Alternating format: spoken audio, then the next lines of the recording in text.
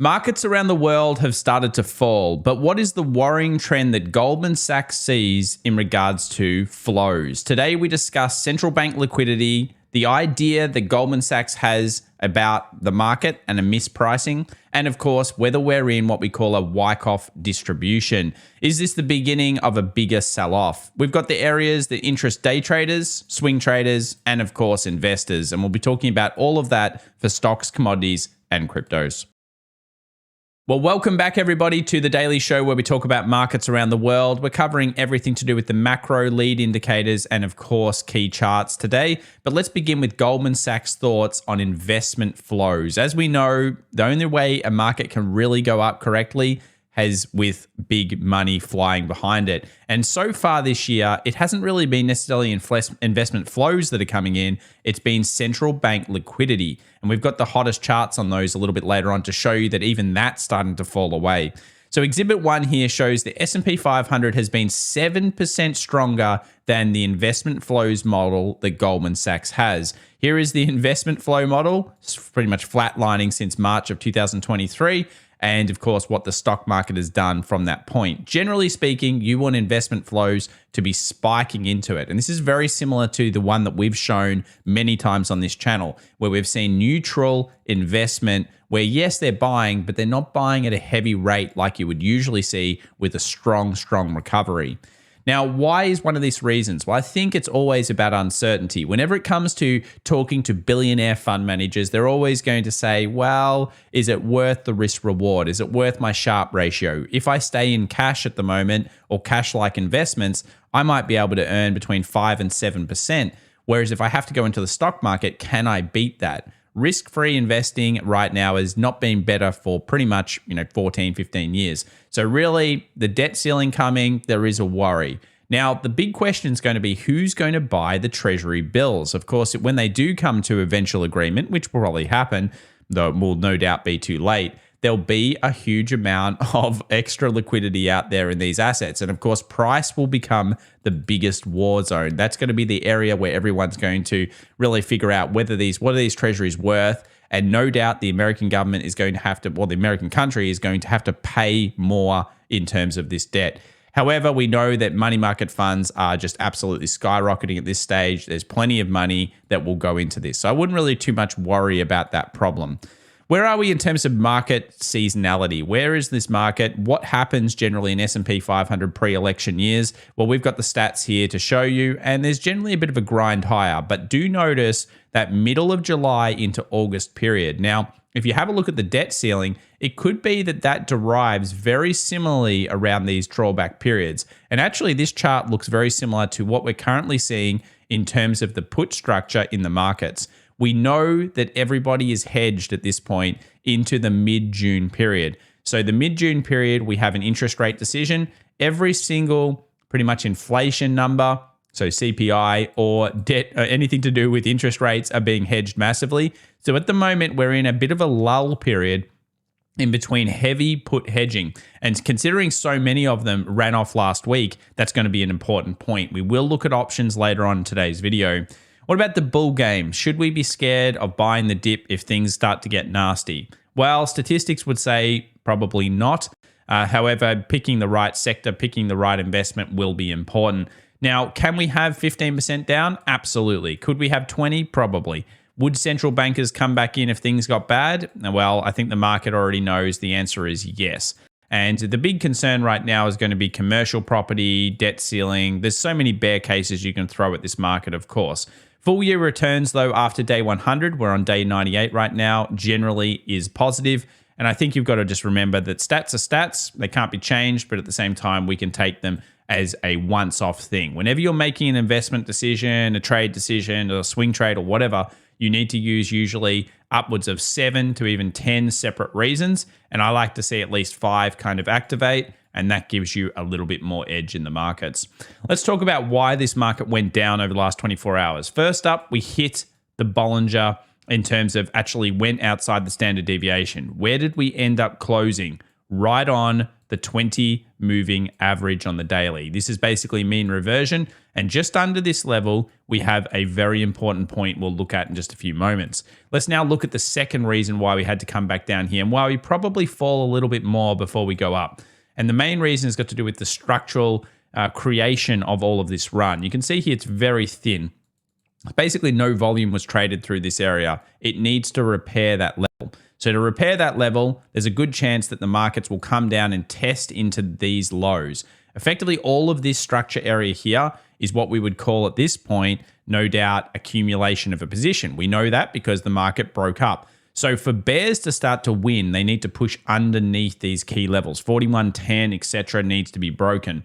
We'll go through some of the key indicators that are showing us it's possible to do that, but swing traders are not currently on. It's just not enough information just yet to prove that this is a false break and that we are going short at this period in time. Let's move over to the skew. Is that giving us the right signals? Well, we saw some skew crushing. We talked about skew crushing coming before the markets fell off. And of course, it is similar. I'd like to see even more skew crushing occur. We've talked about this being a black swan indicator. We need the black swan to start to disappear, that to reduce the cost of puts, complacency effectively coming in. And that was one of our signs that we started to activate late last week towards the markets potentially having a sell-off like this and maybe even a little bit more. What about central bank liquidity though? Well, I don't know why they keep pushing a little bit in, but in terms of tapering, of course, they are still tapering. But the back end, this green line here, is still showing us that there is some central bank support from at least the US, but the world central banks across the board, if we use a combo for that, is still falling down. So basically, this has been kind of like a very important indication of when we get big discrepancies here, we need to be paying attention. We got a discrepancy in March. We know what happened. Where we got a discrepancy now, we're certainly paying a hell of a lot of attention to what's going on in this market at this stage. Here's an example of the Qs with a similar overlay. You can see it's even bigger. One of the deepest reds we've probably ever seen since 2022. In fact, I think it is the deepest red, so the most overly extended market other than August, which we saw a very similar skew kind of thing occur on. Let's move over to copper. Dr. Copper, how's it going? Well, the doctor is not healthy. The doctor says weakness, weakness, weakness. It's in line with what we think.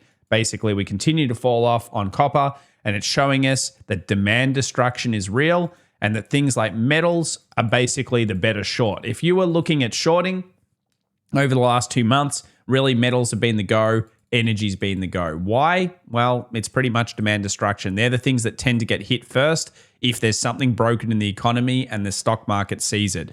Shorting tech, not easy, especially when it's on a run. But shorting demand destruction, much easier. Remember, this is the tale of multiple markets out there at this stage. Let's have a look at the US 100. So this is, of course, the NASDAQ.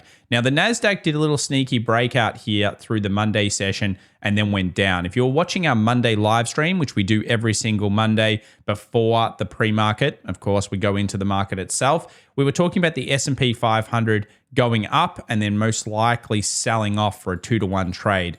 Very similar things happen here on the NASDAQ, but this is why we don't usually trade the NASDAQ as much. It made a higher high, then went down. You'll see the difference when we look at it soon. The other thing to note, of course, about the NASDAQ is that it's been in a big TD number.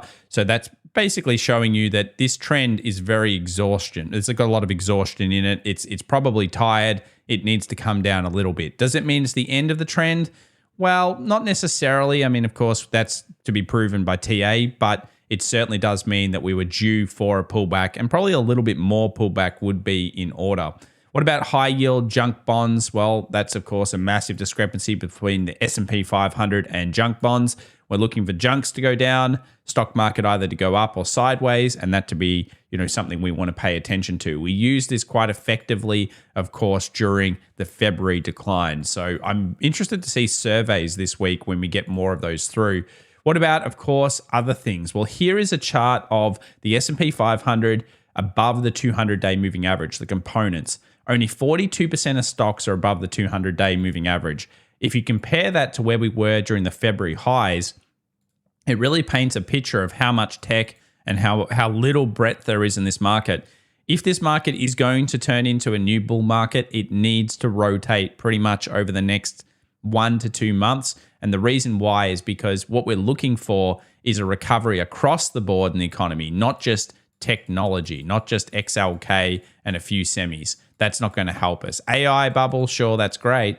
But the problem is it's not the whole economy and we're not seeing enough stocks go with it. If we make new lows here, we'll update you. Of course, that could be a sign of even more market internals looking weak. The VIX did spike a little bit. Here's the VIX versus the bond market. Of course, still we're sitting at about the 94th percentile. The bonds market's scared. The stock market doesn't seem to care too much. But after third week options expiration last week, little wonder that we're able to actually go a little bit down here in one day. Let's move over to the SPY versus, of course, the US dollar. The US dollar has been going up now for 2 weeks straight, and the stock market's been grinding higher. That's unusual. You can see the other times we've talked about that as swing traders. It's been a good indication that we're topping, and as long as the dollar is still strengthening, generally speaking, that puts further weakness on the stock market, at least temporarily. Let's have a look at XLY versus XLP. Now, an interesting chart here. We're still seeing rotation into XLY in comparison to defensive stocks. And you'll see what I mean in a moment when we look over this. Remember, 1/3 of the US economy is the American consumer. So we want to be seeing XLY beat XLP by a lot to show us that rotation's coming back into growth stocks. And this is a chart that I haven't brought up here before, but it's XLU versus S&P 500. Now, in general, if you notice 2022, we were pretty strong when it comes to XLU. XLU, XLP, XLV, they were all the best sectors in the market for the year, or at least some of the best ones, in comparison to S&P 500 returns. Why? They're defensive. The market was obviously freaking out. Now, things changed, of course, around that September, October, and December period, and we've since seen XLU break down again to a very critical support. Now, it looks like it's, of course, broken low, and you're thinking, oh, this thing is looking really sick. I think it's a very important point for utilities to actually show whether they've got the goods. And you might notice here it gapped down. It's kind of creating a potential base here for an island reversal. So we'll be watching utilities and S&P and seeing whether defensive flow is coming back in. One other thing, recessions generally don't get called until the rate goes underneath 1%. We've said this many times. Just remember, this is US 2-year versus 10-year or 3 months versus 10-year. We want to see market inversion. Let's go over now to the options market, the casino of the options, and of course, what's going on realistically when we're talking about manipulation. We saw Tesla really come out of the gates, especially Friday of last week. That led into Monday, and actually, until later in the session, it led into Tuesday. So there was a nice 3-day squeeze there, and you can see the call volume getting wild. Notice the put percentage, though. It's starting to drop off quite a lot. This is a little worrying for where we hit with Tesla. We'll talk about it, but it's getting squeezed on 0 DTE options. Also, the Russell getting huge amounts of put percentages in here. Everyone's stacking puts. Maybe too many. 1.14 relative to 90-day average. Some of the other ones that have been pretty strong recently, Palantir has been very strong. You can see also a lot of healthcare stocks are coming in, and there's quite a few outside of the 90-day moving average. But what I want to look at is specifically probably Tesla and how it's trading. So we can see here some of the big trades of the last 24 hours in terms of some of the stocks, but I'm interested in this one here, which is Tesla and all of the big strikes. Look at these short date strikes. They're all mostly, and Amazon obviously 95 call, interesting, deep in the money here. But in these big volumes, you can see Tesla, most of them are realistically all for the short date. So as we scroll up here, they're all for this Friday. 190 calls, 200 calls, 195 calls, 185. They're going to be hedged off quickly. They have been, but this is the power of 0 DTEs. And in this case, of course, they've been striking them all for Friday and really pushing that up and pushing those hedges to come through. Volume size 184, 173, 157. You know, they're big, and the put is 117. So calls make up most of this. Do I think the Tesla run is over? It hit some damn good critical levels, and we'll look at that later on. But yeah, this is how fast markets are moving with these calls. You've got to basically follow them throughout the session if possible. When we were talking about market neutrality, I just want to bring this chart back up. I always speak about this. This is partly what Goldman Sachs is using.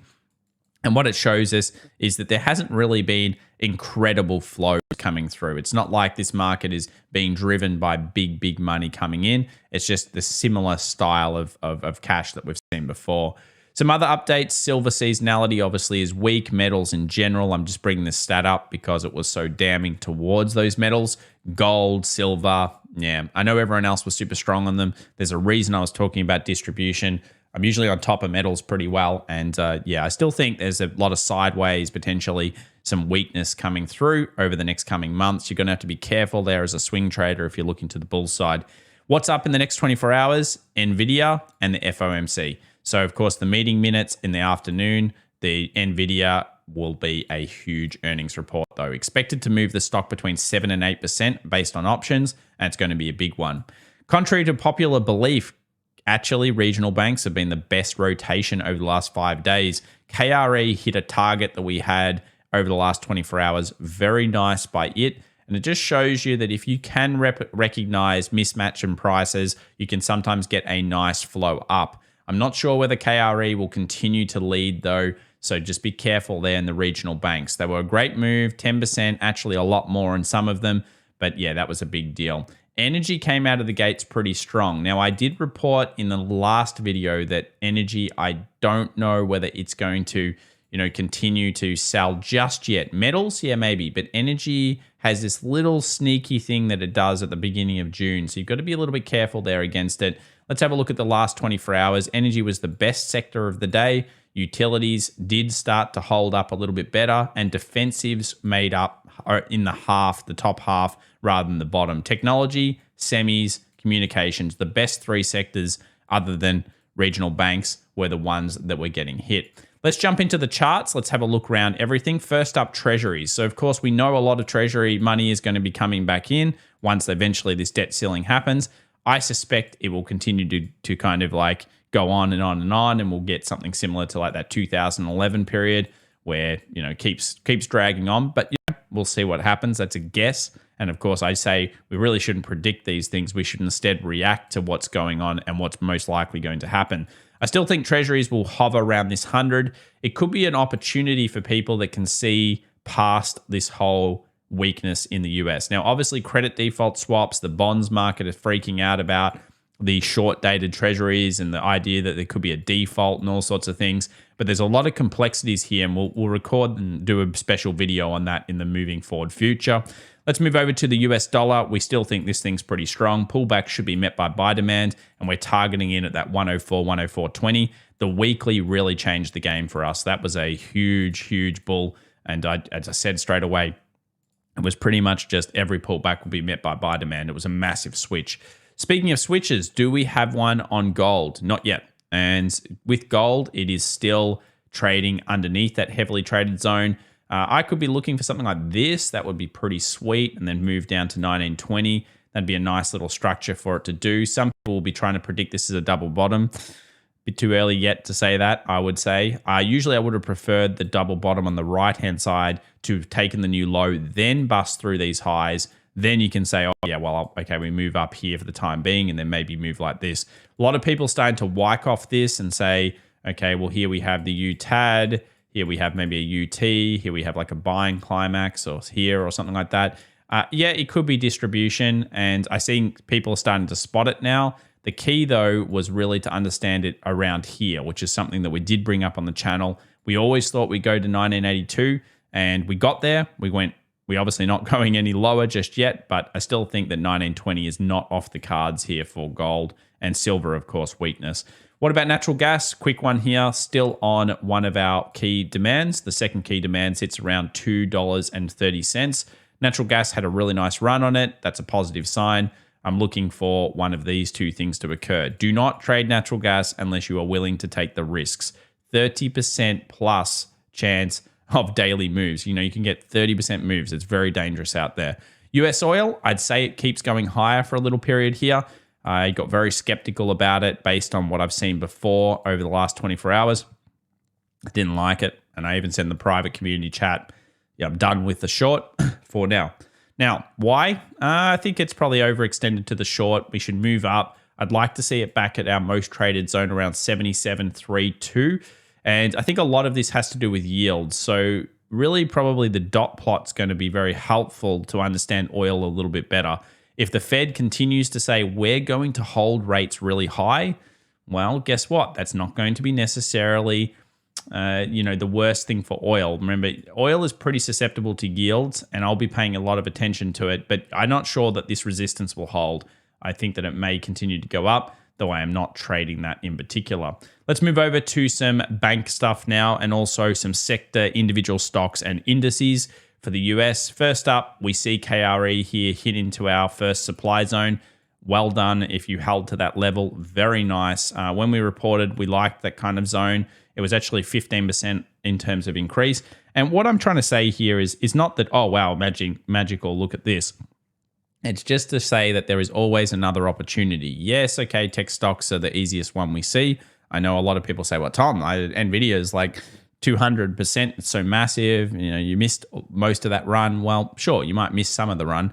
But remember, there's always other opportunities. And you don't have to have necessarily FOMO. You just have to be able to spot and go through. And that's why on this channel, we're rotating. We're looking at different sectors. We're understanding things that are maybe not that popular a lot of the time. But still, what's popular is not necessarily the best thing to trade or the best thing to invest in.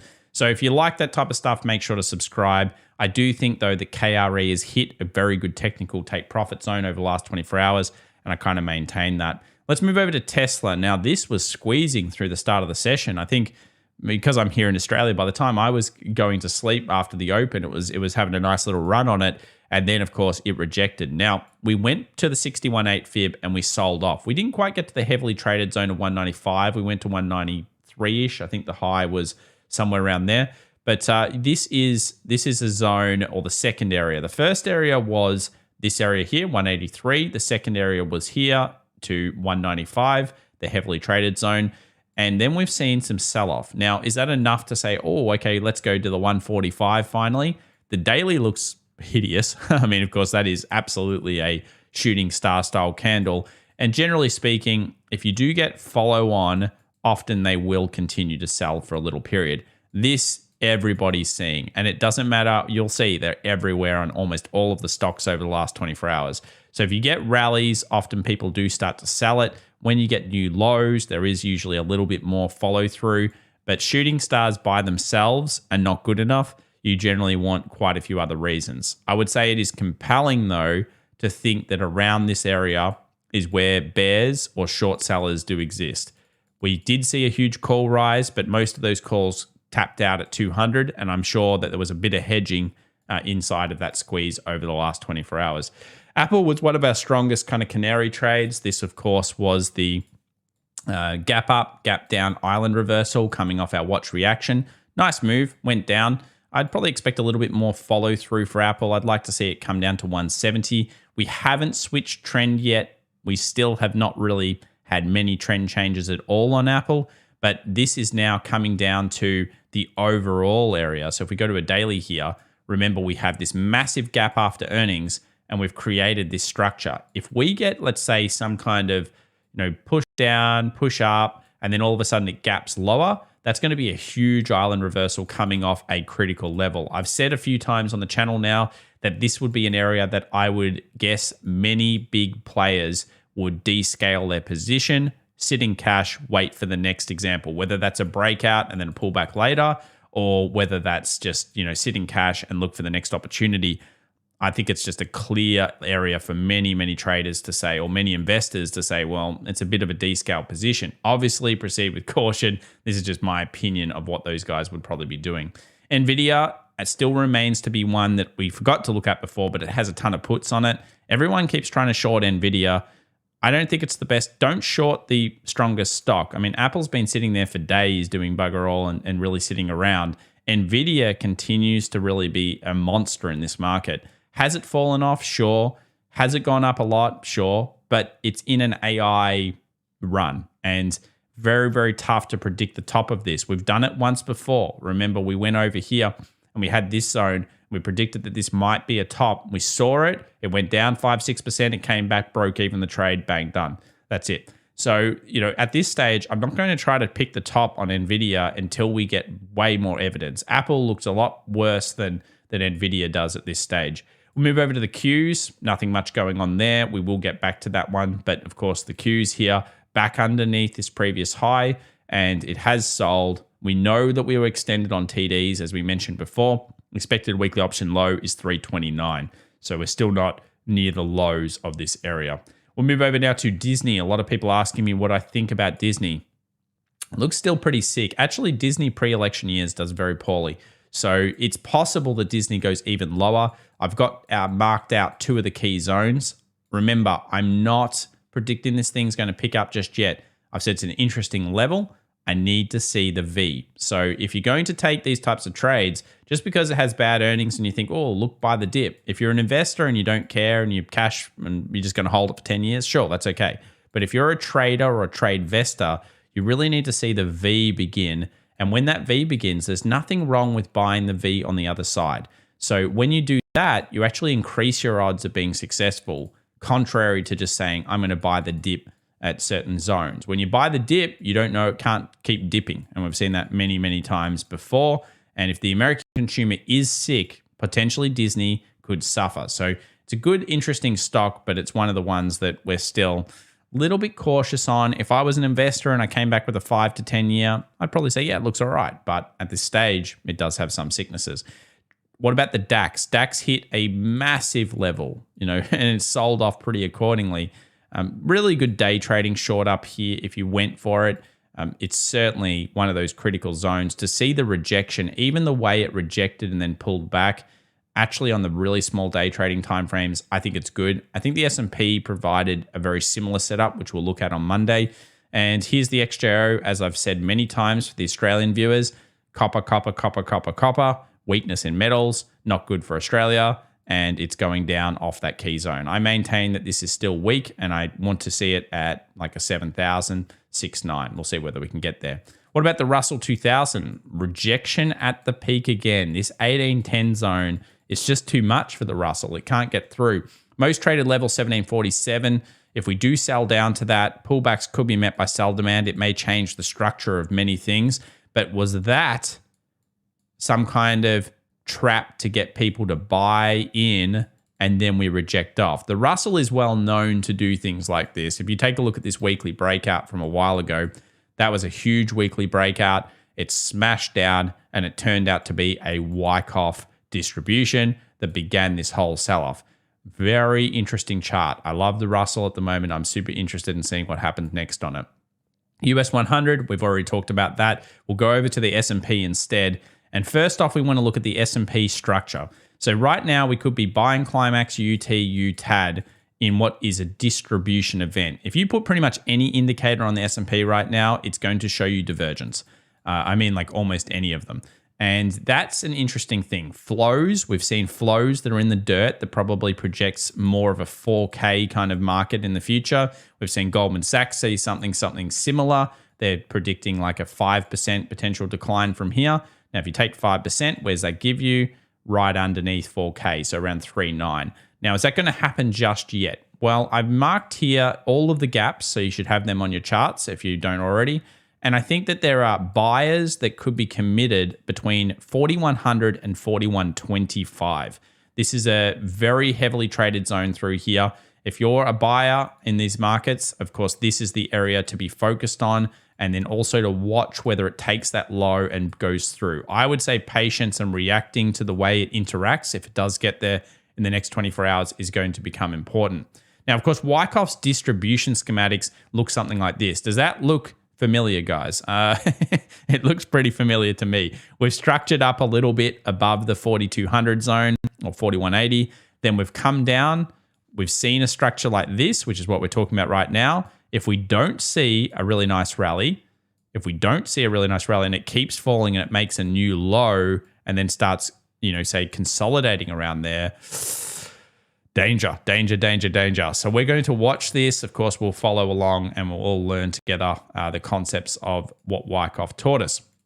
Let's look over to the futures. I want to just quickly do a quick recap of the Monday live stream, which we did, of course, here on YouTube. Now, we basically said that it would be a 50% to 60% style trade, and then it generally would pay about 2 to 1. Our concept was, of course, in here to go basically short when we took a low, which we did. So bang, bang, bang, bang. And we're basically going to take a short with a stop above the high. Now, when you do that, you can see here the entry, the stop loss kind of area. I would have given it the room for 42.17 because I know that's a pretty key level. And I thought that down here, 41.70 would have been a good level. You could have left some on as well for 41.25, which we'll look at in a second. That's a 2-to-1 payoff. It just shows you, and you can go back and watch the stream if you wish to, it just shows you the type of setup that you're generally looking for and why often the S&P 500 gives you a better technical than the NASDAQ. The NASDAQ gives you more move, but the S&P often gives you a better technical. Now, there's a lot of lines here, but really what I'm focused in on is 41.25 to these lows down here. We have a lot of gap fills that could occur through this area. So 4100, 4125, we know the most traded zone. We know there's gap fills. We know there's heaps of body closes.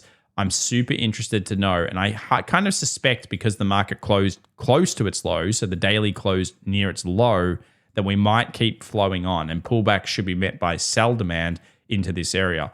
If we break underneath here or underneath here, I'll update you guys on my thoughts.